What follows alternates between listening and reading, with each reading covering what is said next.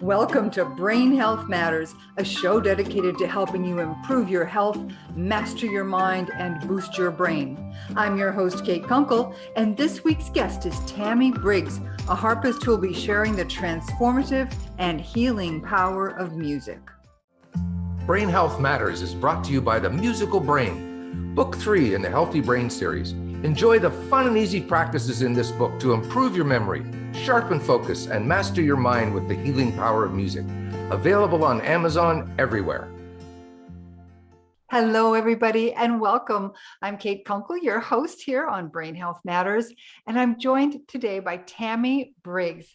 TAMI is a pioneer in the harp therapy field and has played harp at the bedside of hundreds of hospital and hospice patients. TAMI uses her clinical training and music experience to create an oasis of relaxation and peace as she assists patients, caregivers, and staff members on their journeys to healing or to the ultimate destination. Welcome, TAMI. Thank you. I'm excited to be here. I'm just delighted to have another harpist on the show.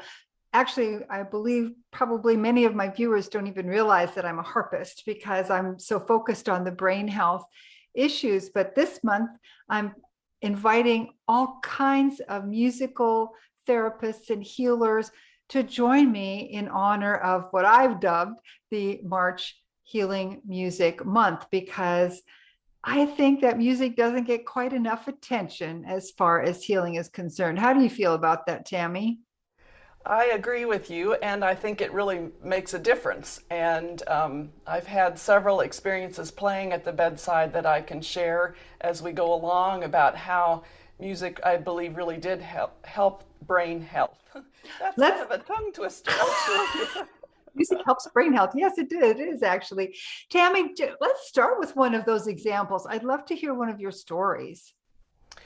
So one of the things that music does is when we're learning an instrument, it helps our eye-hand coordination.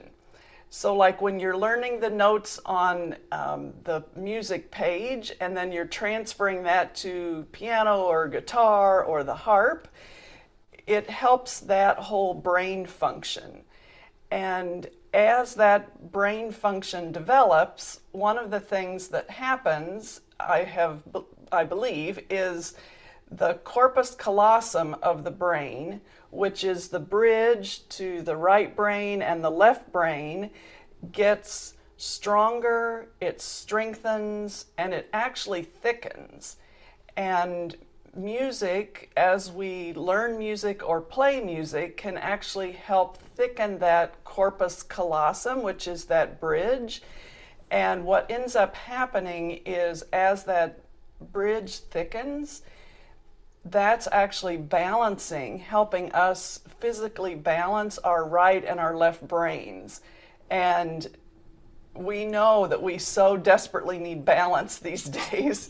So anything that we can do to balance both hemispheres of the brain, but also then help us internally balance is really, really important and vital. And I see that as just one of many musical roles, one of the roles that music can play. So, TAMI, you've done a lot of work at the bedside, both for healing and for helping people transition. Has there ever been a specific instance that you felt that your music or any music might have helped someone either take the final step or have quite a change in their healing? You know, I have many stories. One of the principles that I use a lot when I'm at the bedside is called entrainment. And entrainment is where our bodies synchronize or pulse with different rhythms that we're working with. And especially at the end of life, you can help someone transition by just continuing to slow the pulse of the music. And what that does is it helps the brain and all of the physicality pulse with that slowing tempo, and it's a very lovely way to help people transition. And you know, I can play just a quick example. So if you start out kind of a little bit it speedy. And then slow it down just slightly. And then just slower. That makes perfect sense.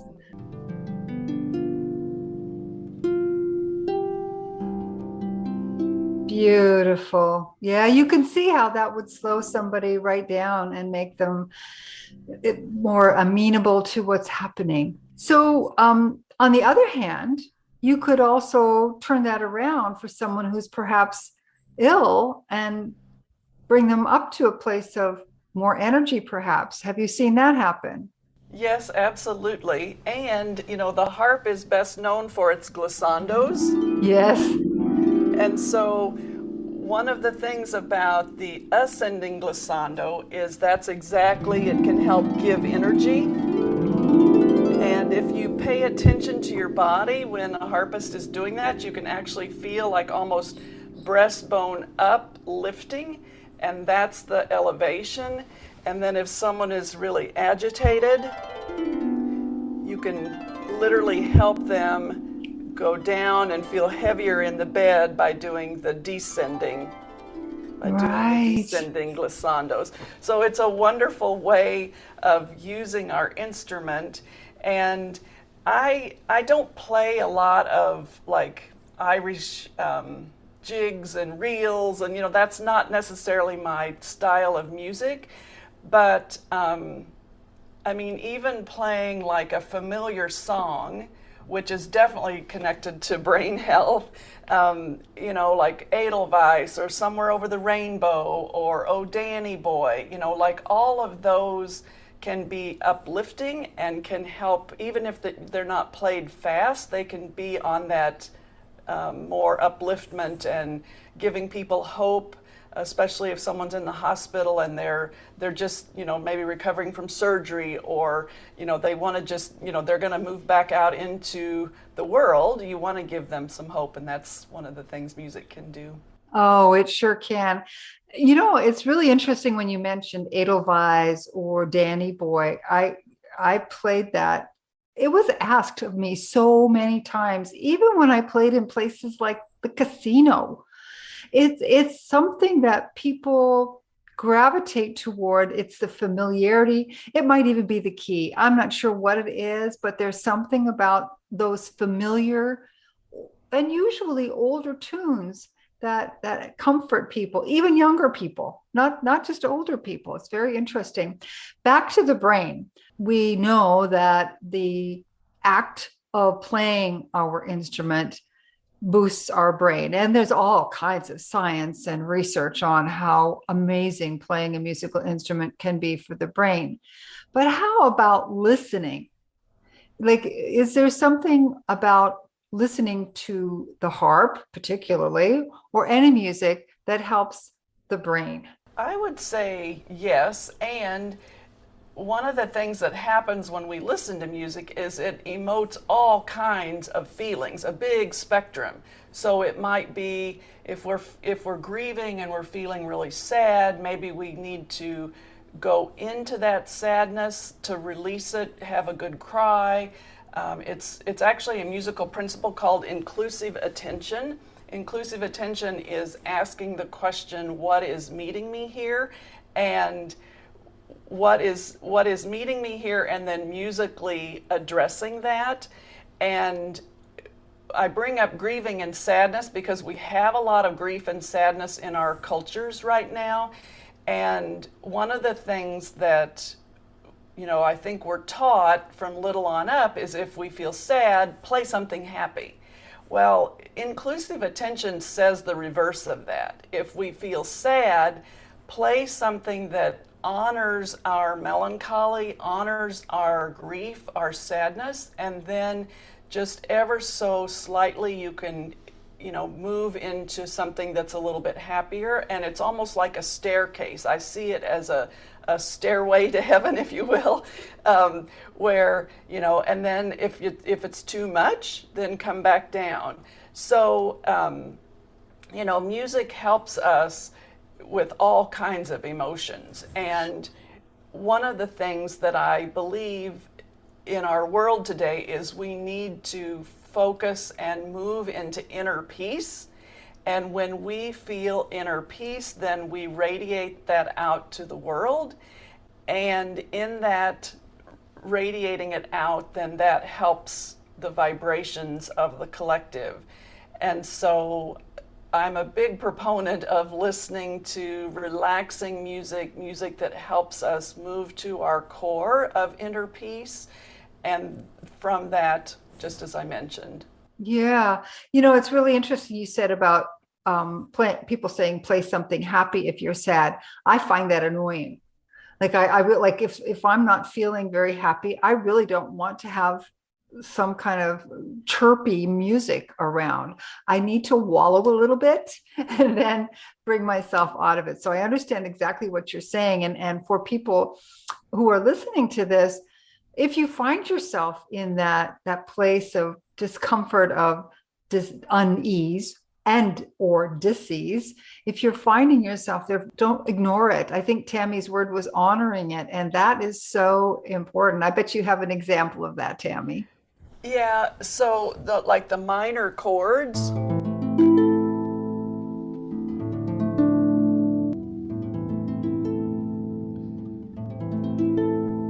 So if you play a musical instrument, you can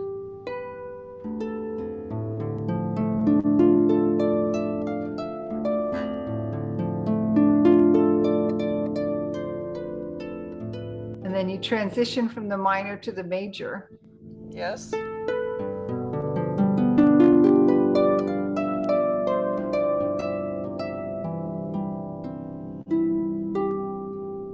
Excellent. So yeah, feel that. I love when I'm not feeling so hot or I'm worried or whatever, the first thing I do is go to my harp. And I know a lot of people go to their instruments. I interviewed a lady from England who was a music teacher, and she also said that when she was a teenager, that's how she got through teens, was going to the instrument and working it out that way. And I highly recommend that. How about, Tammy, your idea? Firstly, how did you get into this work? Before I go to that, I wanted to ask, how did you start with this?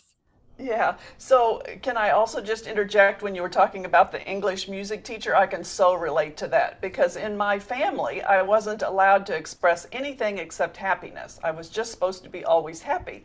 And so when I started taking piano lessons, which actually is kind of a segue into your next question, my piano was my best friend. It became like the resonator of all of my feelings and processing. So it was quite useful and quite helpful, actually. So I started playing the harp when I turned 30. I had my piano teacher was also a harpist, and she planted the seed many years ago, but when I was turning 30, I was going through a really awful time, and so I ended up giving myself harp lessons for my 30th birthday, and I fell in love with the instrument, literally, you know, from running our fingers up and down the strings, which is what every harpist first does, right, or anybody actually does. And shortly after I started taking lessons, I happened upon a teacher who was in Vermont at the time, Christina Turin, and Christina was just starting the International Harp Therapy Program, IHTP, and I was in the first program back in 1995, and we were her guinea pigs. She was just trying this to see if, you know, it was a viable program and to see if it would work.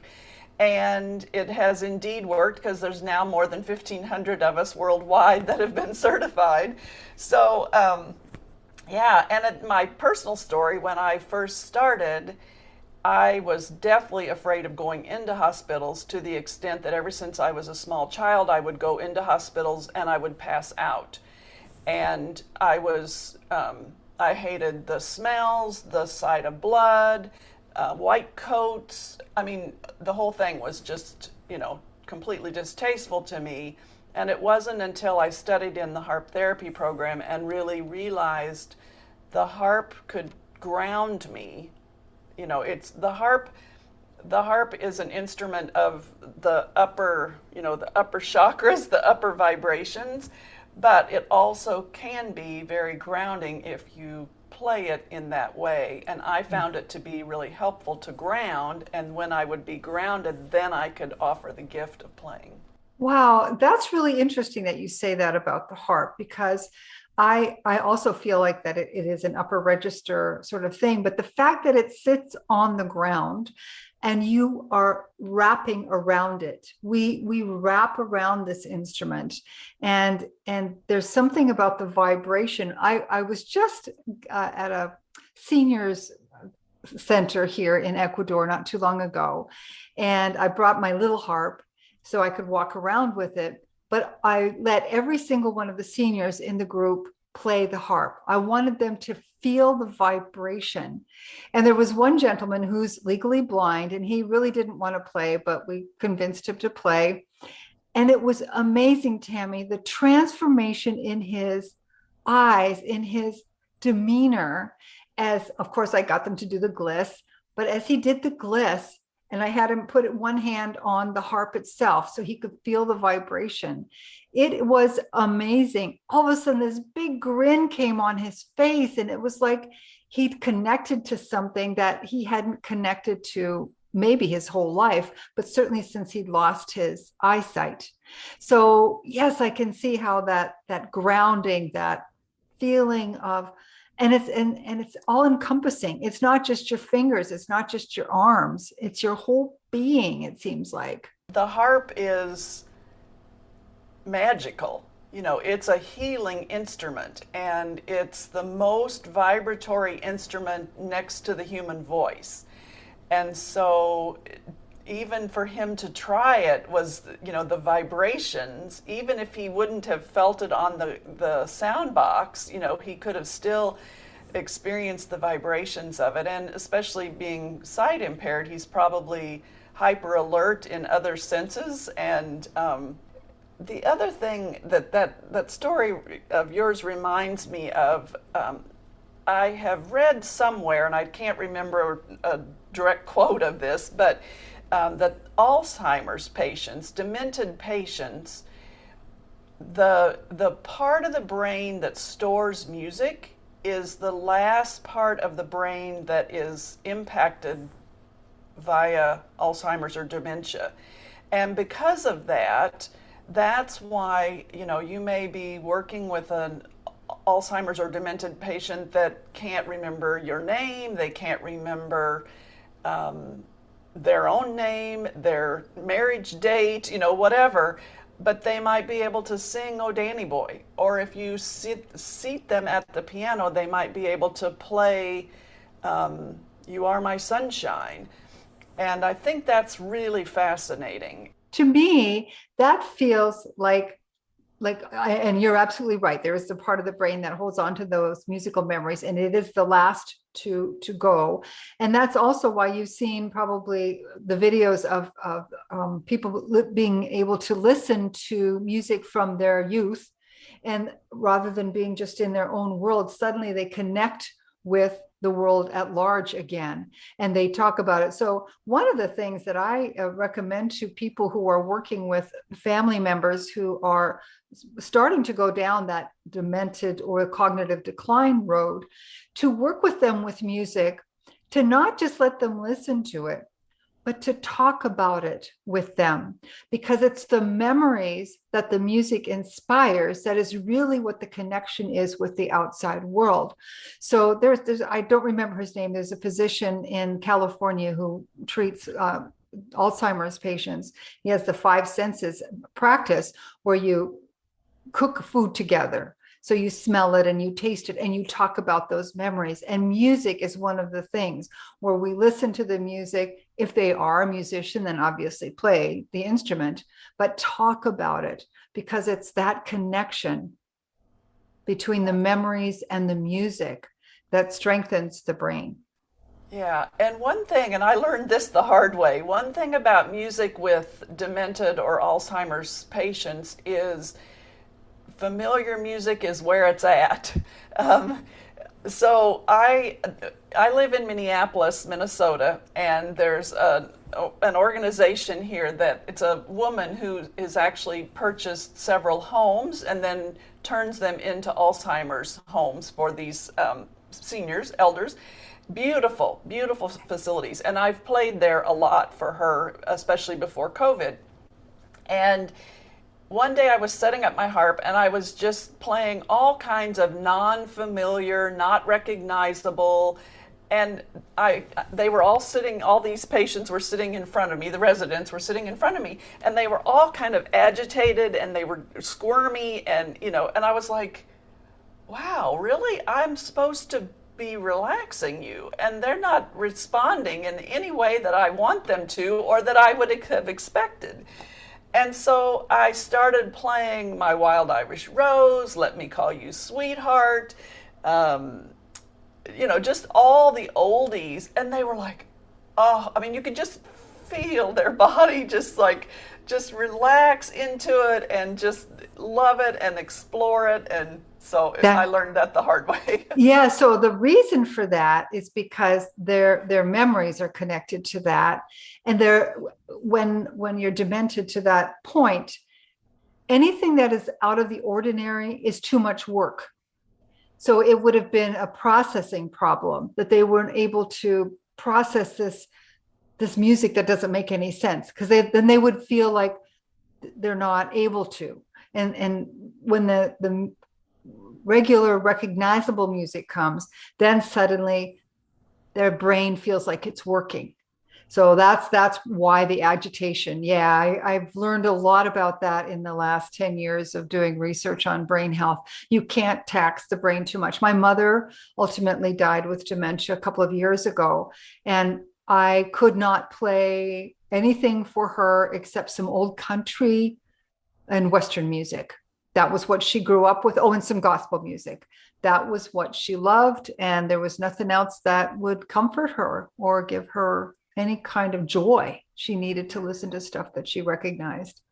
On the flip side of that, I used to do a lot of speaking to healthcare organizations, church groups, women's groups. I was out and about all the time playing and talking about music and healing. And I would almost always start my presentation with two songs. The first song was called Healers of the Heart, which is written, it's a beautiful, non-familiar song that's written by a fellow harp therapist. And then I would transition into Ode to Joy. And I would do that very mindfully these were not demented folks now. These are, definitely, and what I was intentionally doing with Healers of the Harp, when the Healers of the Heart, giving them something to focus on and releasing all the stresses and the busyness that they came into the presentation with. And it was so fascinating over 20 years of doing that literally in front of thousands of people. I would see them just move into that quiet space, and then when Ode to Joy came, I love that name too, and of course it's a classic from Beethoven, so it's but you could just feel their hearts then expand into that joyful place. So part of what we're both talking about here, I believe, is just being really mindful and using music in its most conscious fashion to help whatever is presenting itself in front of us. When you talked about joy, that's a big thing for me. My grandmother, she always said, the only thing that you will regret when you're finished this life is the days that you did not experience or share joy. And I truly believe that is 100% true. And with music, whether you make it yourself or whether you listen to it or whether you share it with others, that is really where much of the joy comes in. And we know that a healthy brain is not possible if you don't experience joy and happiness. A happy brain is a healthy brain, bottom line. And laughter is so good, having fun. I think I've shared with you that I'm on the journey with two ailing elderly parents. They live at a significant distance from me, and I was gone most of February caring for them. And I think part of their generation, and maybe I'm stereotyping and maybe I'm not appropriate here, but my sense is that generation has struggled so much in their lives, and that's like my parents are holding on dearly to their struggle. And when I came back from being with them in July, I was so aware, like, oh my gosh, their whole life is struggle, work, hard work, struggle more. And it's almost like a competition of who can struggle. And I thought, I am going to start a joy journal, and I'm going to write a joy every day. And if I am ready to go to bed at whatever time I'm going and I haven't done a joy today, I'm going to make something happen before I go to bed.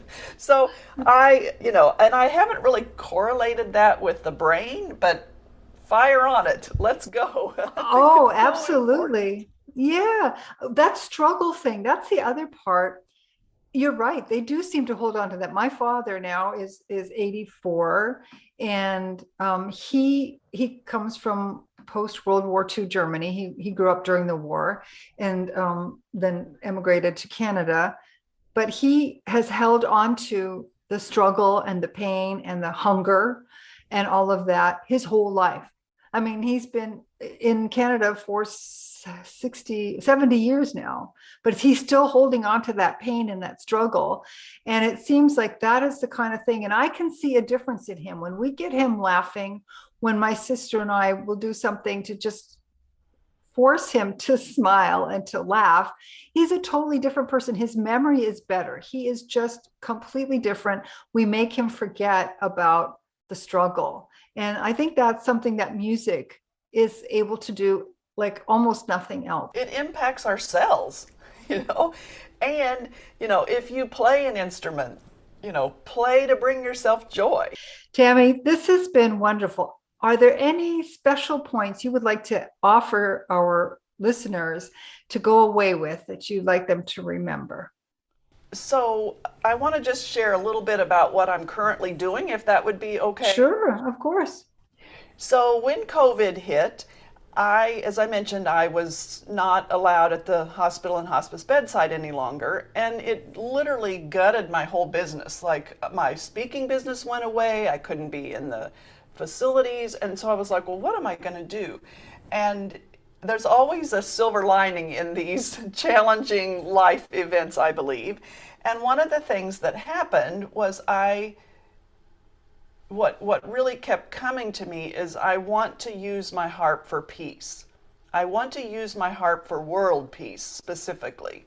I have had the opportunity to live in Switzerland and Japan a long time ago for both of those experiences. And when I came back from Switzerland, it was very clear to me that I wanted to work on world peace. And my life, took lots of twists and turns, but now 40 years later, I'm actually working in world peace with the harp.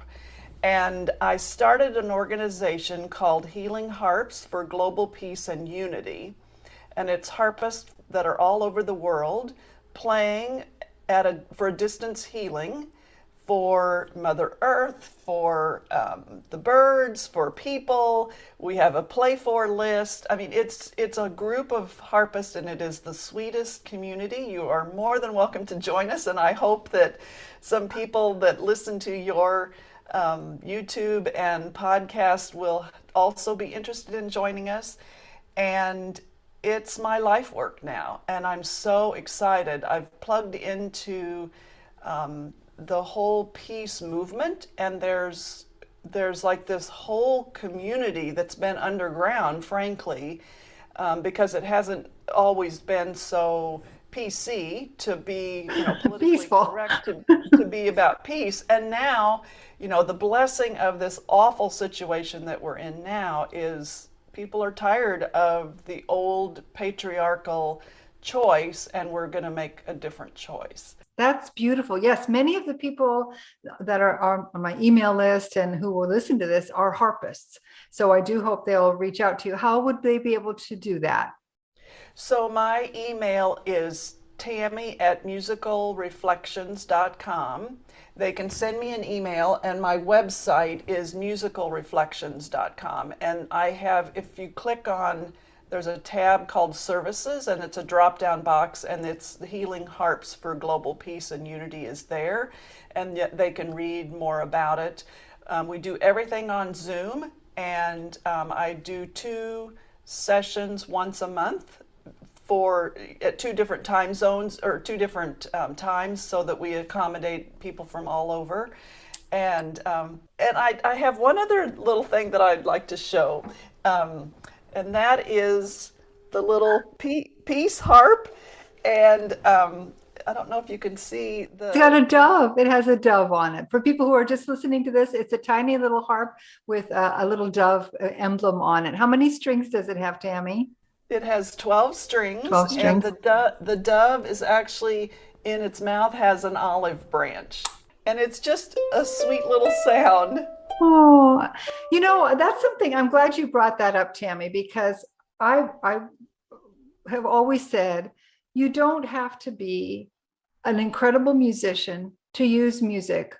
You can just do what you just did, just pluck. And harps people think that they're the most difficult instrument. And I keep saying, no, they were a folk instrument. They were what the bards used. That's how information got sent around the world, was with singing with the harp. It's a very intuitive instrument and very easy. And it's really hard to make it sound bad, especially that little one. You're probably tuned to the key of C, yeah? Yes, it's tuned to the key of C. It's got 12 strings, and I've actually have a couple people in the Healing Harps group. That's why I happen to think of it. That this is what they play, and just energetically, when you touch the strings and play a few strings, you change the universe. Yes. And so right now we're focused on sending all of these peaceful vibrations to the Ukraine-Russian situation. So yeah, anyway. That's beautiful. Yeah, you can send me an email if you'd like more information about these cute little harps, because they're just darling. And from a brain health point of view, even just playing that, just simple little notes, and you can just hear the melody. You can pick it out yourself. Most anybody can pick out a melody and just enjoy it and send the vibes out there for yourself, for the planet, for your friends and family. Yeah. Thank you, Tammy. This has been wonderful. Thank you so much for sharing your knowledge and your love and your peace. You're welcome. It's been a joy to be with you. Really, just honestly, great. Thanks, Tammy. Thank you so much for joining us for this episode of Brain Health Matters. Be sure to subscribe with your favorite podcast service so that you can get all the latest episodes when they're released.